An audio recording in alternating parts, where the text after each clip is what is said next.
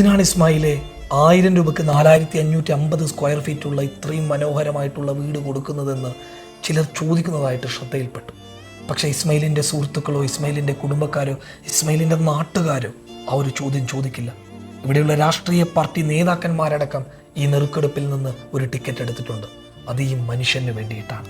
അതിൻ്റെ കാരണം എന്താണെന്ന് ചോദിച്ചു കഴിഞ്ഞാൽ, ഇവിടെയുള്ള അറിയപ്പെടുന്ന ഒരു കോഫി കമ്പനിയുടെ ഉടമയായിരുന്ന ഇസ്മായിലിനെ തേടി മാറാരോഗം വരുന്നു.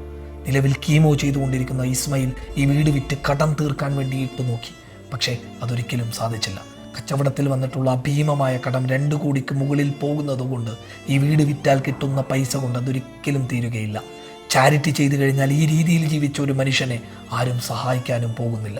അതുകൊണ്ട് തന്നെ ഇസ്മായിൽ നെറുക്കെടുപ്പ് എന്ന് പറയുന്ന ഒരു ഓപ്ഷനിലേക്ക് വന്നിരിക്കുകയാണ്. ഇപ്പോൾ നിലവിൽ 8000 ടിക്കറ്റാണ് പോയിട്ടുള്ളത്. ഇന്നൊരു 12000 ടിക്കറ്റും കൂടി പോകണം.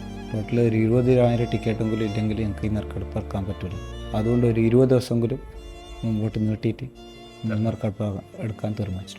ചില സാങ്കേതിക കാരണങ്ങളാൽ 20 ദിവസത്തിൽ കൂടുതൽ നീട്ടിയിരിക്കുകയാണ്. അതുകൊണ്ട് തന്നെ അടുത്ത മാസം, അതായത് ജൂൺ 25 തന്നെ നെറുക്കെടുപ്പ് എടുക്കുന്നതായിരിക്കും. എല്ലാവരും ഒന്ന് സഹകരിക്കുക. ഈ കാണുന്ന QR കോഡിൽ സ്കാൻ ചെയ്ത് ആ സ്കാനിൻ്റെ സ്ക്രീൻഷോട്ട് താഴെ കാണുന്ന വാട്സാപ്പ് നമ്പറിലേക്ക് അയച്ചാൽ ഉടൻ തന്നെ 24 മണിക്കൂറിനകം തന്നെ നിങ്ങൾക്ക് ടിക്കറ്റ് കിട്ടുന്നതായിരിക്കും.